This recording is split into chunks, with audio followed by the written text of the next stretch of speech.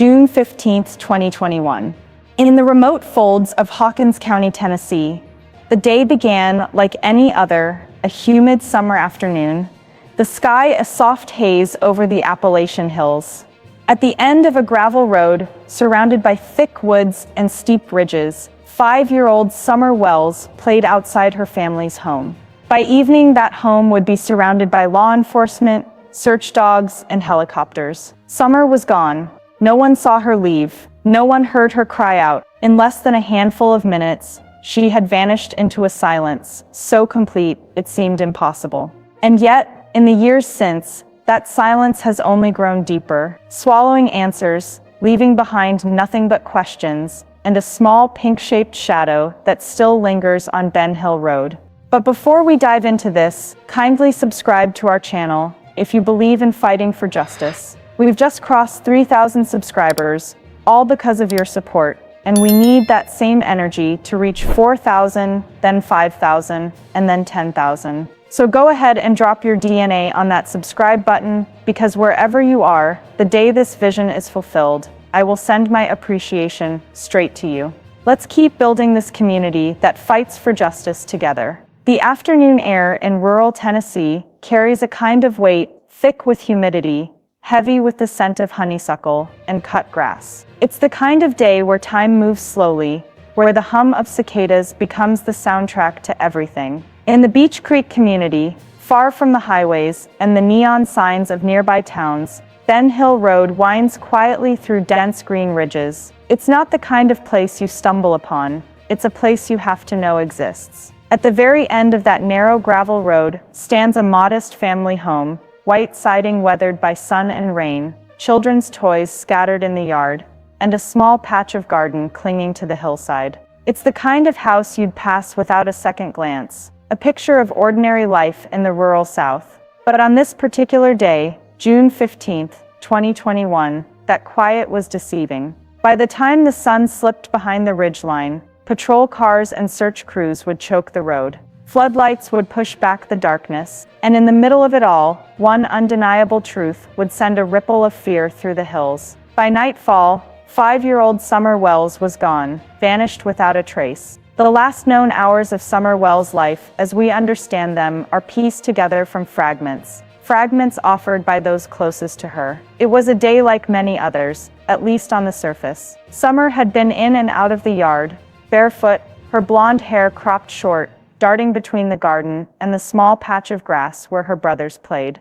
The sun pressed down, turning the dust on the gravel into a fine powder that clung to bare legs. Her mother, Candace, says she was tending to the flowers that grew along the slope near the house, pulling weeds, while Summer helped in her own small way, handing her a tool, tugging at a plant, leaning against her mother's side. Later they walked back toward the house. It was here, Candace says, that Summer decided to go inside. She went down into the basement, a cool, dim space where toys and old furniture were stored. According to her mother, the girl was supposed to watch TV for a while. But this is where the narrative begins to fracture. In some versions, Summer was last seen heading into the house from outside, her brothers nearby. In others, she was already inside when her mother returned from tending the garden. Some accounts place her in the basement.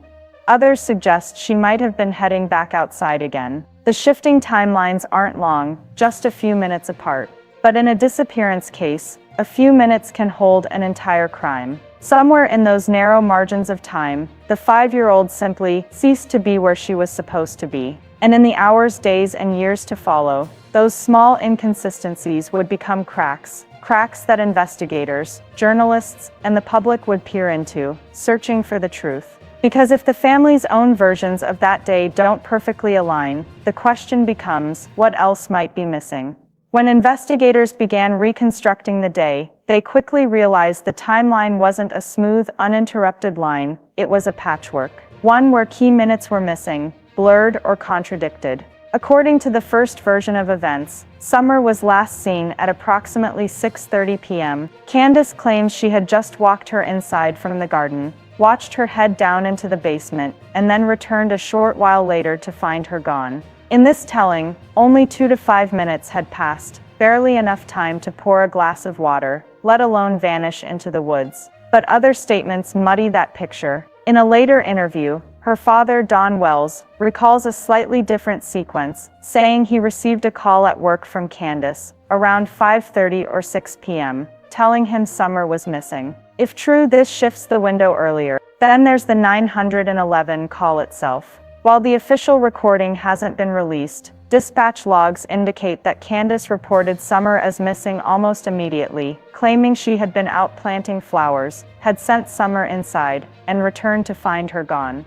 The call was marked urgent, but the wording is notable. She went down into the basement, and now she's gone. No mention of searching the yard, no hesitation. It is presented as fact from the start that Summer is no longer there. In subsequent interviews, both parents would subtly adjust their accounts. Sometimes the basement becomes the front yard. Sometimes the time of disappearance shifts by 10 or 15 minutes. Small changes, perhaps, but they complicate the reconstruction of a critical period. The last time anyone can say for certain that Summer Wells was alive and present. And within those inconsistencies lies the first real shadow over this case. Because if no one can lock down the exact moment she vanished, how can anyone know exactly what happened? Within minutes of the 911 call, the stillness of Ben Hill Road shattered. Patrol cars rattled up the gravel drive, their lights bouncing off the trees. Word spread fast, too fast for a place this remote. By nightfall, it seemed the entire hollow was alive with motion. Helicopters circled low, their rotors chopping the humid air, spotlights cutting wide arcs across the canopy. Ground crews, local deputies, volunteers, specialized search teams, fanned out in every direction. Scent tracking dogs were brought in, their handlers guiding them through thickets and down ravines. The terrain was punishing, steep ridges that dropped into narrow valleys, creeks that twisted through the underbrush, and a lattice of old trails, some leading to abandoned outbuildings, half swallowed by the forest. The hope was simple: find something. A footprint in the mud, a torn piece of clothing, any sign that a small barefoot child had passed through. But as the hours stretched on, that hope dimmed. By midnight, the darkness was absolute. Searchers moved by flashlight, beams catching the glint of spider eyes in the grass, the gleam of rusted metal in collapsed sheds. The dogs, so promising at first, lost the scent quickly, if they ever had it. In the absence of answers, theories began to multiply. Whispers traveled from neighbor to neighbor, then onto phones, then onto Facebook.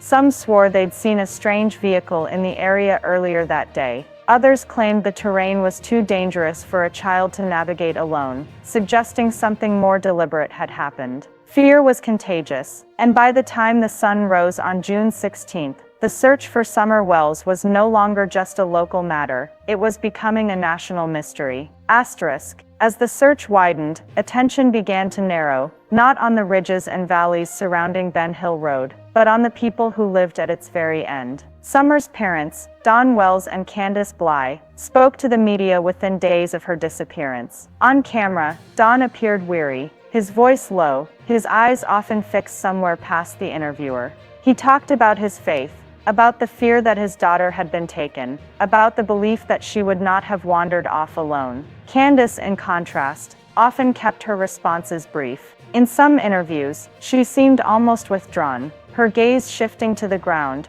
or off to the side, as questions pressed closer to the events of that day. Their statements were consistent in one respect: they both insisted Summer vanished in a matter of minutes. But small details fluctuated. The precise moment she went inside, who saw her last, and what was happening in the minutes leading up to her disappearance. Those changes didn't go unnoticed by the public or by investigators. Body language experts dissected their interviews frame by frame. Viewers speculated about every pause, every glance away from the camera.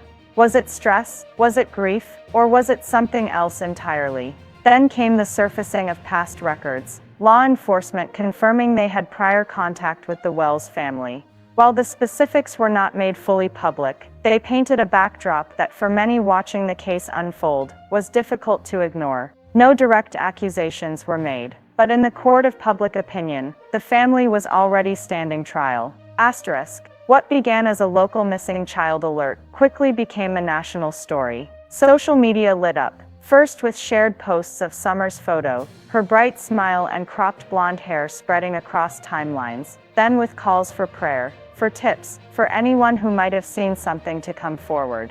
At first, these posts served their purpose. The reach was massive, awareness was immediate, and calls to the tip line surged. Some of those calls were credible, strangers who believed they'd spotted a child matching Summer's description, locals reporting unusual vehicles in the area, hunters recalling distant sounds in the woods that day. Each was logged, some were investigated, and a handful prompted new search efforts. But as the days turned to weeks, another current began to run through the online chatter, one far less helpful. Speculation morphed into conspiracy, and conspiracy into accusation. YouTube channels, Facebook groups, and online forums dissected every photograph, every interview, every rumor from the community. Theories sprouted without evidence, elaborate abduction plots, claims of ritualistic crime, secret handoffs, even false confessions from people seeking attention. Misinformation spread faster than the facts. A single misinterpreted quote from a press conference could ripple through social media in hours, reshaped and exaggerated with each retelling.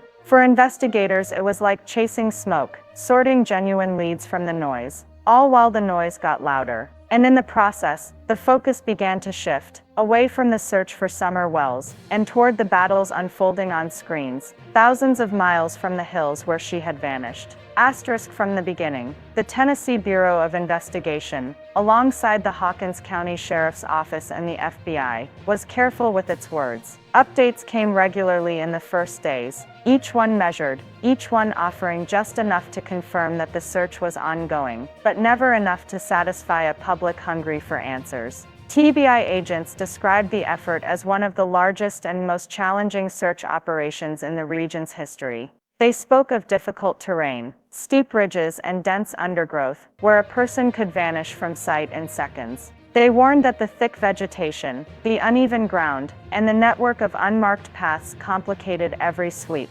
Even with helicopters, drones, ATVs, scent dogs, and hundreds of trained searchers, there was no guarantee of finding a single trace. When asked about leads, the responses were cautious. "We follow every credible tip," they said. "We have not ruled anything out." Abduction, foul play, accident, they remained possibilities, but nothing was confirmed. The lack of definitive answers left a vacuum, and into that vacuum poured doubt. Some in the community took the TBI's caution as a sign that investigators knew more than they were saying. Others feared it meant they knew far less. Months passed, then years, with only occasional public statements, reminders that the case was still active, that Summer's disappearance was still being treated as an urgent open investigation. But for those who lived on Ben Hill Road, the sound of search helicopters was long gone, and the silence that replaced it felt heavier than the noise. As the seasons turned and the case dragged on, the search for truth narrowed into a set of persistent theories, each with its own following, each with its own holes. The first, abduction. Supporters of this theory point to the speed of Summer's disappearance. If she truly vanished within minutes, they argue, it could suggest someone was lying in wait. A vehicle parked nearby, a stranger familiar enough with the area to strike and disappear without being seen. But no witnesses reported hearing a car tear down Ben Hill Road that evening. No security footage captured a suspicious vehicle.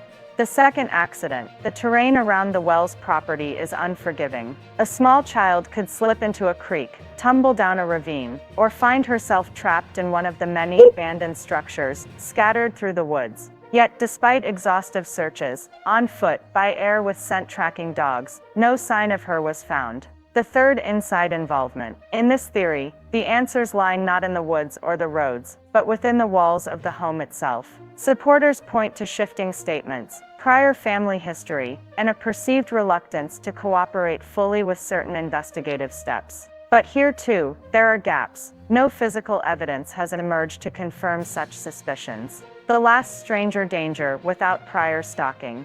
This idea suggests a passing opportunity, a chance encounter with someone who did not plan to take Summer but acted in the moment. In rural areas, where visitors are rare and roads are few, such a scenario seems improbable, but not impossible. Each theory circles back to the same problem, a complete absence of definitive evidence. Without it, they remain just that, possibilities. And in the end, they all lead back to the same haunting truth. Whatever happened to Summer Wells, it happened in a sliver of time so narrow, and in a place so familiar, that no one saw it coming. Ben Hill Road looks much the same as it did the day Summer disappeared. The gravel still crunches underfoot, the hills still rise in quiet green walls around the hollow. From a distance, it could be any other patch of rural Tennessee, untouched, almost timeless. But for those who know its story, the air here feels different. The laughter of a little girl no longer drifts from the yard.